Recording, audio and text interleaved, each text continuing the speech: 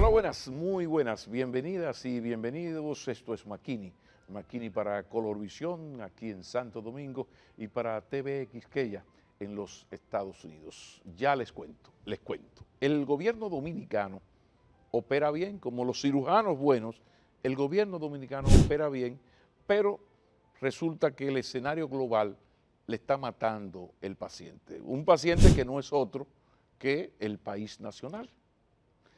La actual administración, vamos a admitirlo, logró una rápida recuperación sanitaria y económica, pero como escribió el poeta César Vallejo, el cadáver siguió muriendo. Y siguió muriendo porque el fantasma de la inflación que llegó como efecto de la pandemia del COVID-19 no ha dejado de perseguirle con su trágica expresión de empobrecimiento general. Así andaban las cosas en el patio nacional cuando Vladimir Putin decidió invadir a Ucrania, y al hacerlo ha hecho trizas el acuerdo firmado en la ciudad de Potsdam, Alemania, en el año de 1945, donde los vencedores de la Segunda Guerra Mundial, Estados Unidos, Reino Unido y la Unión Soviética, se repartieron el mundo y de paso crearon todo un sistema de dominio global que les permitía mantener la paz entre ellos. Dentro de sus confrontaciones diplomáticas y políticas, sí, pero hubo paz, con mucho miedo, paz con miedo, pero hubo paz. Roto el acuerdo con esta invasión, el mundo anda ahora como el chaval de la bachata, perdido como un conuco sin deshiervo y más loco que un reloj de a peso. Y por eso, precisamente por eso, el rosario de crisis que afectan al globo, desde el precio de los commodities y el petróleo hasta el bajón del turismo, con lo que eso significa para nosotros. Ante tal realidad, el presidente Abinader ha hecho lo que tenía que hacer, cual Sabina, pasar de las palabras a los hechos, aplicando un detallado plan para enfrentar la inflación con medidas que protegen a los sectores más vulnerables. Y qué bueno. Pero en el mundo, como en nuestro país y como en el poema de Vallejo ya dije, el cadáver ha seguido muriendo. Y estoy hablando del cadáver de la paz y el crecimiento y la estabilidad macroeconómica. Esos, mis amigos, son los malos juegos del azar y de la historia. Y aquí estamos, como Benedetti, consternados y rabiosos, viendo cómo el tirano Putin, que al igual que Stalin y a diferencia de Lenin, no cree en partidos ni en sociedad civil, sino en su ego, tiene hoy al mundo patas arriba, al borde de una conflagración sin posibilidad de vencedores. En un reciente artículo publicado en New York Times, la exsecretaria de Estado de Estados Unidos, doña Madeleine Albright, recordaba la impresión que le causó su primera reunión con Putin, la impresión que le causó a ella esa reunión con Putin que se celebró a inicios del año 2000. Ella escribió esto: es pequeño y pálido, tan frío que parece casi un reptil. Putin está avergonzado por lo que le pasó a su país y está decidido a restaurar su grandeza. Termina la cita, que es justo lo que pensaba Adolfo Hitler después de la humillante derrota de Alemania en la Primera Guerra Mundial. Como es de todos conocidos y de muchos padecido, en 1945 los norteamericanos aprovecharon el final de la Segunda Guerra Mundial para afianzar su imperio y remarcar con tinta china lo que entonces consideraban y todavía consideran su área vital, su zona de influencia, así le llaman.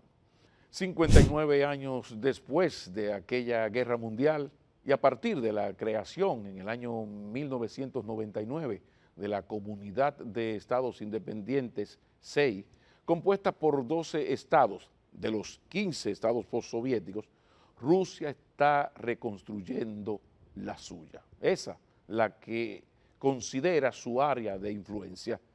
Lo lamentablemente es que esto pasa por recuperar con cualquier pretexto y a cualquier precio el control, sobre todo político, de las antiguas repúblicas soviéticas convertidas hoy, atención, en naciones soberanas. Y así, mis amigos, llegamos al gran dilema de las democracias occidentales.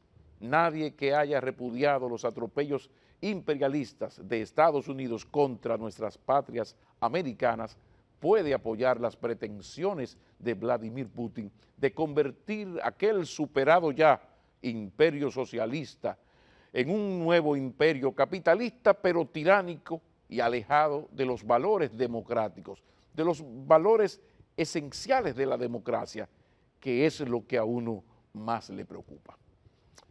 El asunto, mis amigos, de tan complicado es sencillo.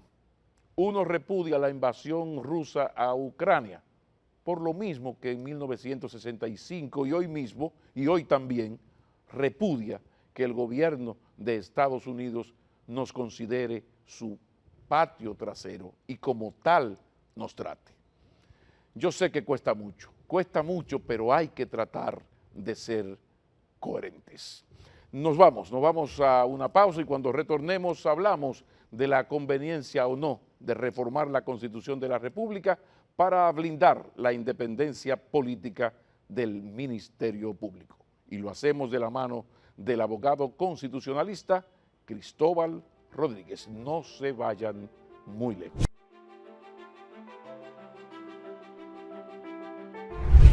Continuamos y recibimos al buen amigo y mejor abogado experto en Derecho Constitucional, Cristóbal Rodríguez. Un placer, hermano. Un placer, Pablo, como siempre, estar aquí conversando contigo. Yo tengo mi gente, mis especialistas, y cada vez que surgen preguntas que tienen que ver con la marcha de la democracia, de la economía, pues acudo a ustedes. En este caso, la Constitución de la República, la intención proclamada por el presidente de blindar la independencia del Ministerio Público a través de una modificación constitucional. Una pregunta que puede durar el programa entero. ¿Es realmente necesario tocar la Constitución de la República para lograr el que es el gran mérito, el gran avance de este gobierno, la joya de la corona, que es tener a una Miriam Germán como procuradora? Yeah. Mira, la respuesta es que sí, así como si fuéramos a decirlo en blanco y negro. La respuesta es que sí. Para dar garantía de que, si bien hoy es Miriam Germán que está en la Procuraduría como titular, mañana no sea un miembro del comité político del partido en el gobierno, para eso solo es posible a través de una reforma constitucional, porque contrario a lo que dice mucha gente en estos días en distintos medios de comunicación, el hecho de que Miriam Germán sea la Procuradora General de la República no es una evidencia de que la independencia del Ministerio Público está garantizada en la Constitución. Miriam Germán es Procuradora General de la República a pesar de que la Constitución permite que sea un miembro del organismo central de dirección del PRM. Esa es la verdad. Y la historia, hasta Miriam Germán, está ahí, reciente.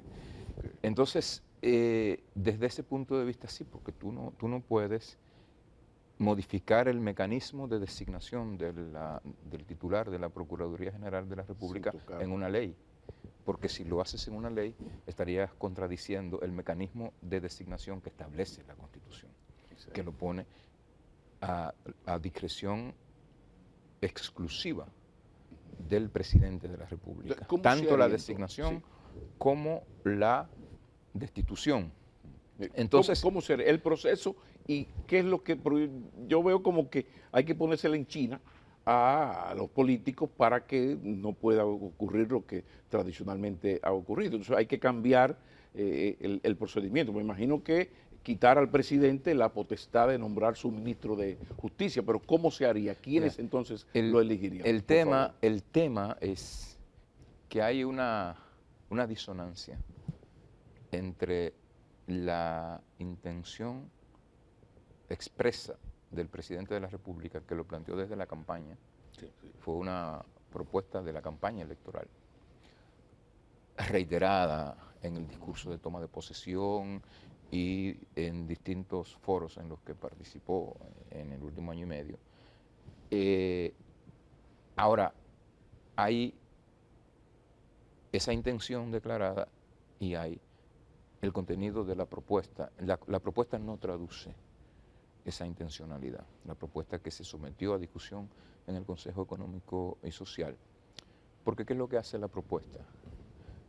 Que te dice, te remite a la ley, es decir, a la decisión del Congreso Nacional, a través de las cámaras legislativas, la decisión sobre cómo se va a designar al Procurador General de la República. Y eso no es aconsejable. ¿Por qué? Y no lo es porque, en primer lugar, no hay un solo cargo de primera línea en el Estado Dominicano cuyo mecanismo de designación no esté expresa y taxativamente definido en la Constitución. La Constitución define cómo se eligen los legisladores, cuáles son las condiciones que se requieren para ser legislador, cómo se eligen a los jueces de la Corte Suprema de Justicia, del Tribunal Constitucional, del Tribunal Superior Electoral, a los miembros de la Cámara de Cuentas, de la Junta Central Electoral, y paramos de contar. A los ministros, paramos de contar. ¿Por qué? Porque lo que hace, una de las cosas que hace una Constitución es organizar el poder, estructurar la forma en que funciona el poder y la forma en que acceden al poder los titulares de cada una de las instituciones en las que ese poder se desagrega a nivel del Estado. Entonces, tú no puedes, un funcionario de la categoría del Procurador General de la República, permitir que sea una ley la que lo designe, que el Congreso decida. Mientras tanto, ¿qué sucede? En lo que se aprueba la ley, ¿qué sucede? En la propuesta que se ha sometido, lo va a designar el presidente de la República, tal y como sucedió con Miriam Germán. Es, digamos, esperable que la magistrada Miriam Germán continúe al frente de la Procuraduría, por lo menos por lo que queda de este periodo, pero si Miriam cesara mañana, por la razón que fuera, se mantiene en manos del presidente. Y esa designación se hace por 6 años. Sí.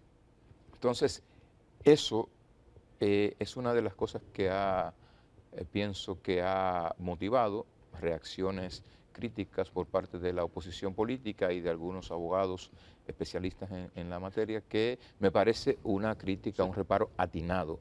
El gobierno debe, y creo que por lo que escuché, yo participé en la última sesión de trabajo del Consejo Económico y Social, al que fui invitado como observador hace un par de semanas ya, y lo que vi fue una actitud de apertura del gobierno respecto de los reparos que puedan venir de los distintos sectores de la sociedad en relación a el proyecto que ha presentado. Ese es un elemento que debe ser revisado, pero a conciencia. En la esencia de esto está que no dependa, que no sea el presidente el que nombre su ministro de Justicia. Ahora, lo que se ha propuesto para que el presidente no tenga esa potestad que tiene hoy, da una alternativa. Si no va a ser el presidente el que va a designar a su ministro de Justicia, a su procurador, procuradora, después de esa propuesta, ¿cómo se hará? ¿En qué va a consistir? Hay distintas opciones que se han estado discutiendo. Pero no la plantea. No está en la propuesta. Okay. Uno espera que eso sea asumido como parte de las preocupaciones y de las discusiones entre los juristas que están acompañando al presidente en este proceso. ¿Cuáles son las alternativas más socorridas? Exacto, las opciones que tendríamos, sí.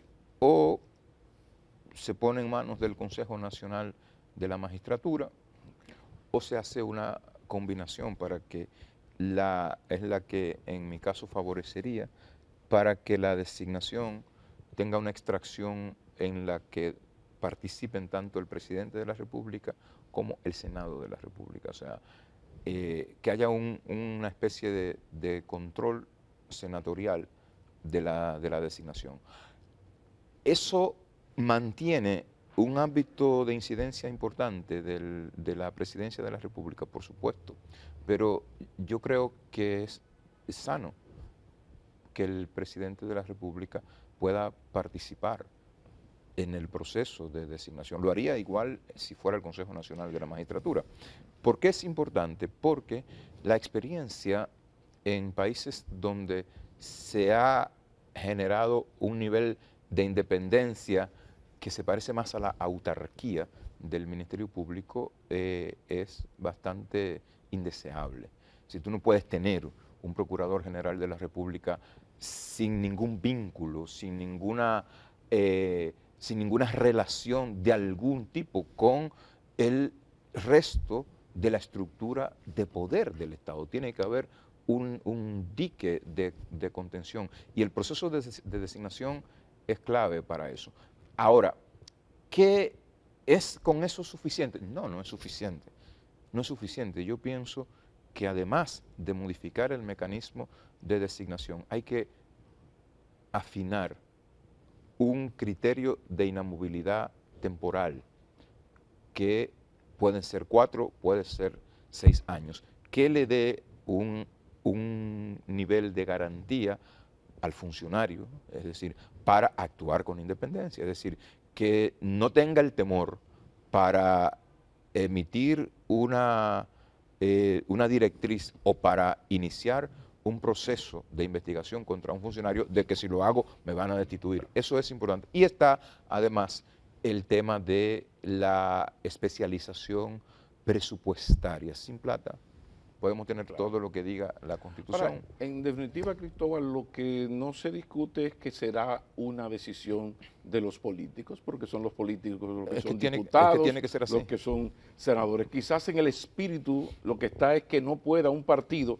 que eso ocurrió a partir de la Constitución del 2010, que se arregló la cosa, entró el presidente a votar, entonces un partido podía hacer lo que quisiera porque tenía el control. Lo que no debe ser, Exacto. Lo que no debe ser es que un compañero del órgano máximo de dirección del partido en el gobierno tenga la dirección de la persecución penal. ¿Por qué? Porque sus compañeros ministros, porque sus compañeros directores generales entran en el radio de acción de ese funcionario. Entonces, eso es lo que hemos tenido históricamente.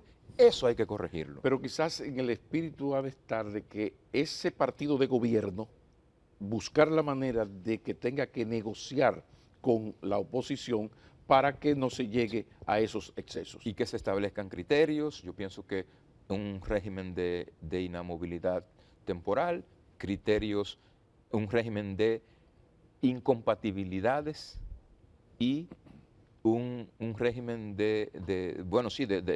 hay criterios que deben ser tomados en consideración. Si usted es dirigente del partido, no puede. No puede. Si usted es miembro del comité central, del comité político, no puede. Lo cierto es que esto no se le puede dejar al talante democrático de un presidente, porque los presidentes, como los amores, van y vienen. Vámonos a la pausa. Cuando retornemos, está caliente el tema. Ya volvemos.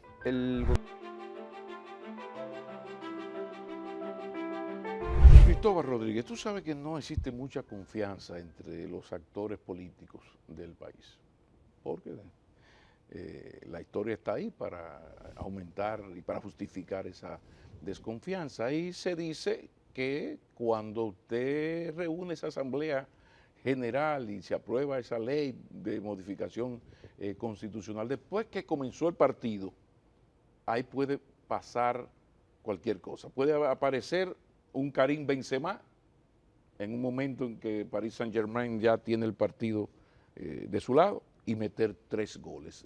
El tercer gol sería reducir el porcentaje necesario para ganar en la segunda vuelta, para ganar en sentido general, no con 50 más 1, sino con 40 más 1, que es el gran temor de la oposición. ¿Cómo se puede salvar? Si tú puedes, como tú eres tan además de inteligente y bien formado, eres muy creativo, ¿de qué manera, qué se puede hacer para que la oposición, para mostrarle a la oposición que no hay esa intención? Ya.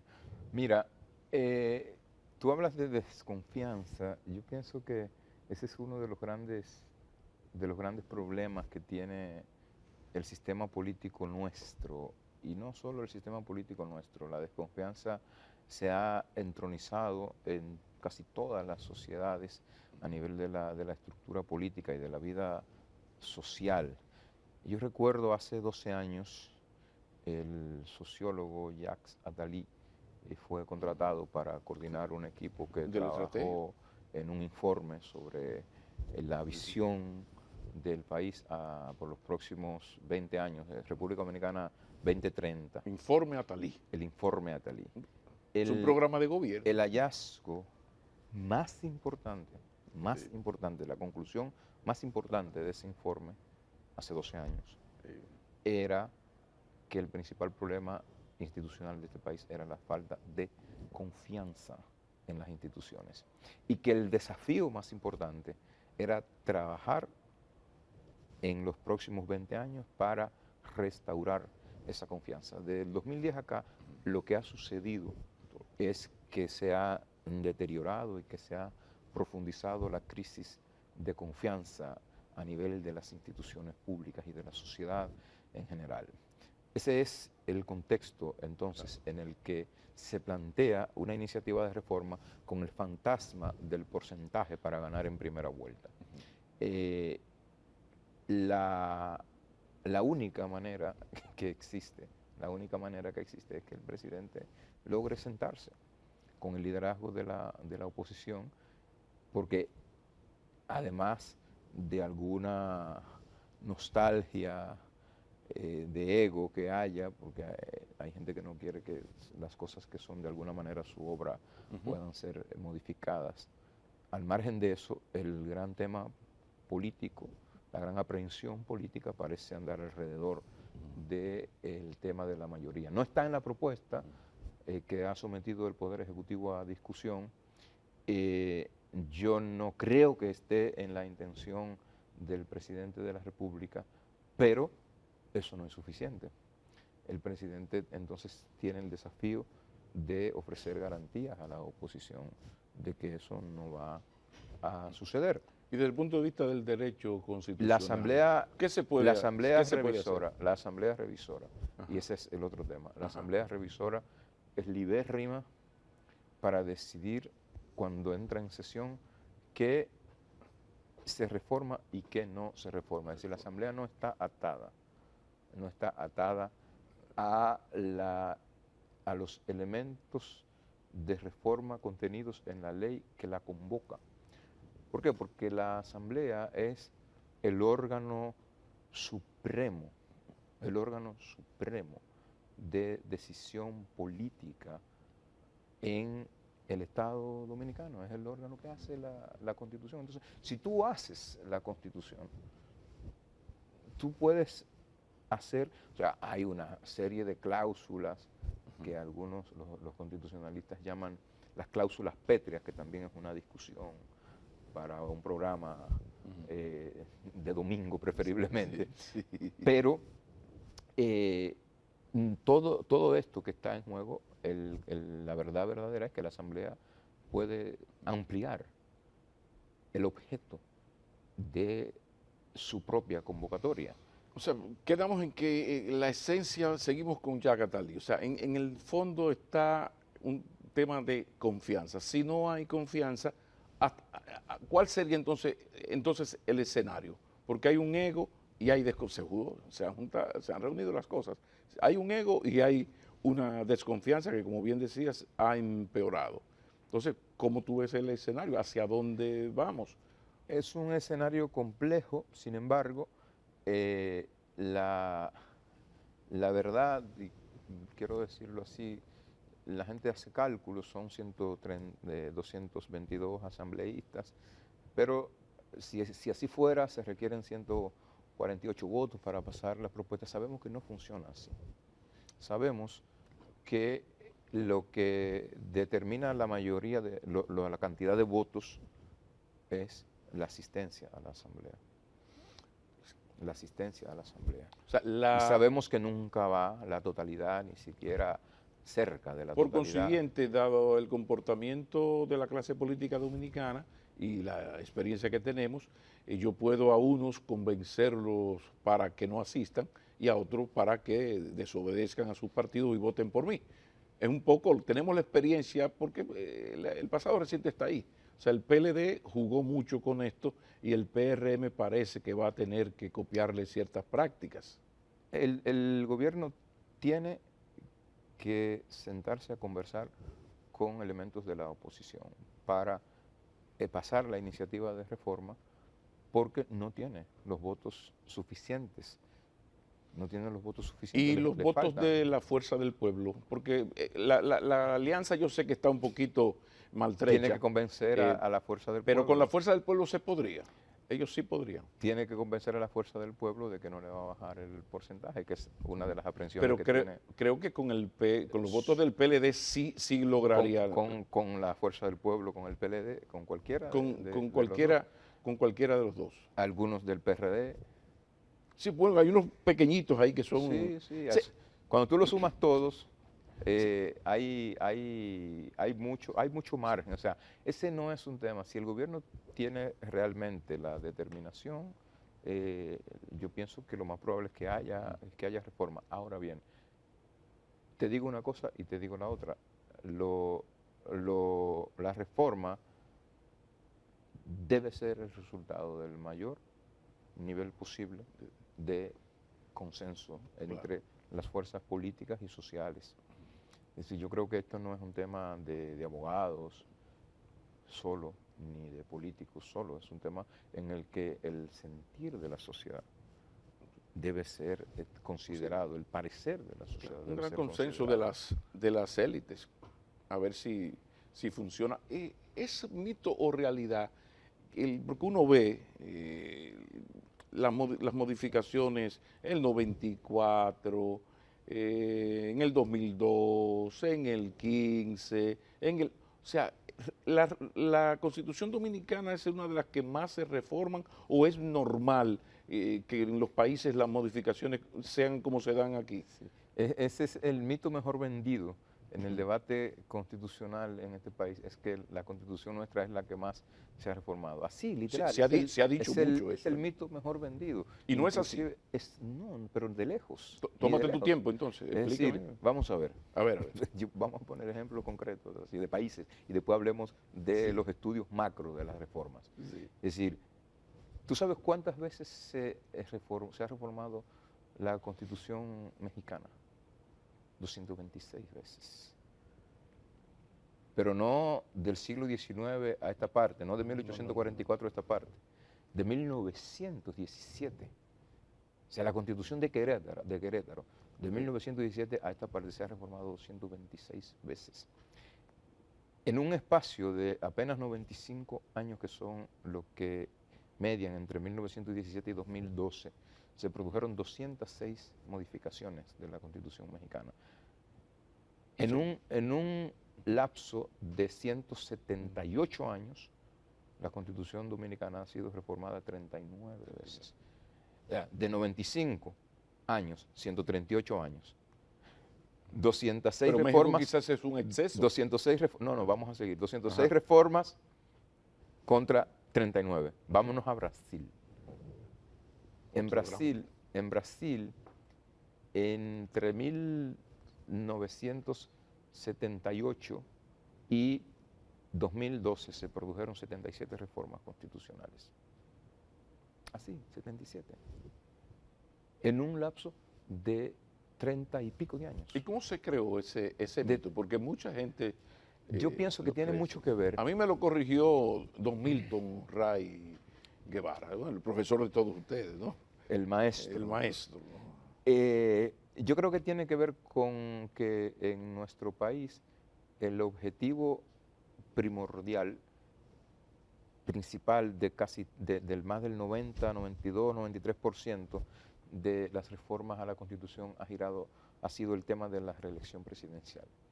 En el siglo XIX y la primera mitad del siglo XX, la reelección presidencial y el periodo de mandato del presidente Entonces de te la pregunto, República. quizás Entonces, esto, eso ha generado ajá, tantas aprehensiones que es la Constitución más reformada, ok, pero que aquí lo que pasa es que hay un cocorícamo, porque el dolín es no la modificación en sí, sino la perversidad político-partidaria de que cada vez que yo subo ahí, modifico la Constitución con el único objetivo de beneficiarme de ella y yo ser candidato. Entonces, eso está tan sí, enraizado sí. en la conciencia de los actores políticos y de la gente que da su opinión, que incluso en las circunstancias actuales en las que el presidente Luis Abinader no precisa, no necesita de una reforma constitucional para presentarse como candidato a la presidencia en el año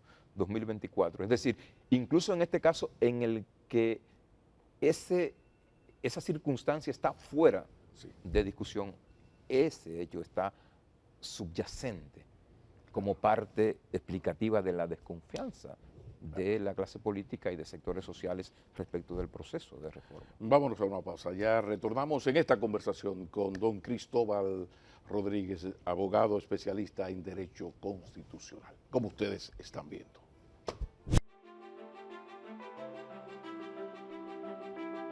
Cristóbal Rodríguez, ¿es necesario modificar la Constitución si se quiere lograr la independencia del Ministerio Público?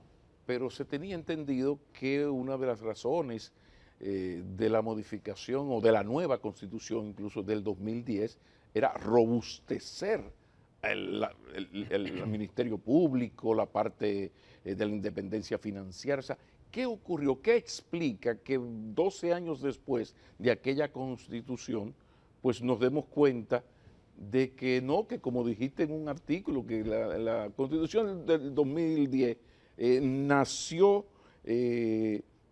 necesitada de reforma? Como dijiste en un artículo, la Constitución del 2010 nació necesitada de una reforma. Por favor. Sí, mira. ¿Qué es lo que pasó con la Constitución del 2010? ¿Qué es lo que pasa? Primero, quiero volver, porque lo mencionas, al tema del Ministerio Público y en concreto de la Procuraduría General de la República. Uno de los argumentos que se dice con frecuencia en estos días, la gente que se opone a la reforma, es que la Constitución garantiza la independencia del Ministerio Público porque el artículo 171 dice que el Ministerio Público es funcionalmente independiente. La Constitución dice que los poderes del Estado son independientes, en el artículo 4.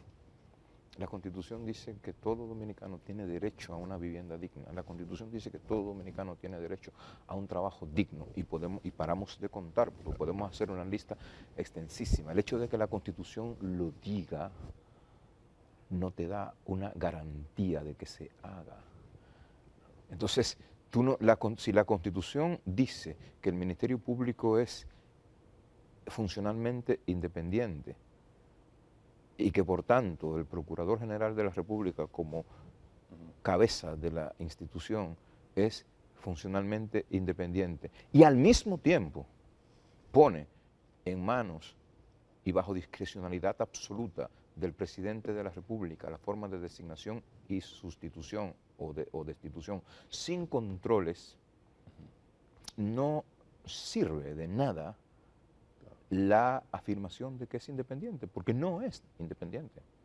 No lo es, está sometido, está subordinado orgánica y funcionalmente al criterio de quien lo designa. Es simple, es simple. Y eso ha sido la ocasión, esa subordinación de la Procuraduría General de la República respecto del Poder Ejecutivo ha sido la ocasión para todo tipo de actuaciones y de decisiones contrarias a derecho, contrarias a la institucionalidad, contrarias a la demanda de la sociedad dominicana de combatir la corrupción administrativa y de frenar la impunidad. Esa es parte de la explicación del déficit en el combate a la corrupción y la impunidad en este país. Esa es la verdad.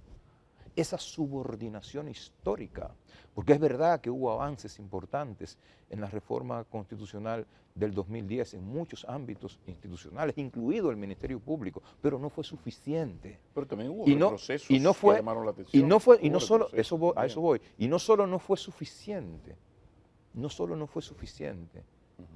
hubo ámbitos notables y sensibles de retroceso en el ámbito de la administración de justicia.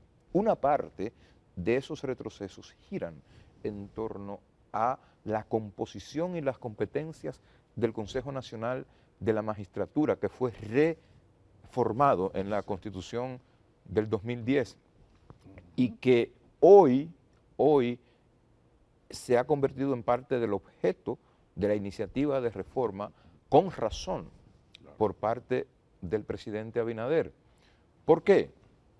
Porque el Consejo Nacional de la Magistratura designa a los jueces de la Corte Suprema, del Tribunal Constitucional, del Tribunal Superior Electoral, es decir, de las tres instancias supremas de decisión jurisdiccional en el ámbito constitucional, en el ámbito político y en el ámbito casacional. Es decir, la Suprema Corte de Justicia tiene, una de las consecuencias de sus facultades es que tiene la de estandarizar el criterio jurisprudencial allí donde considera que el derecho ha sido mal aplicado.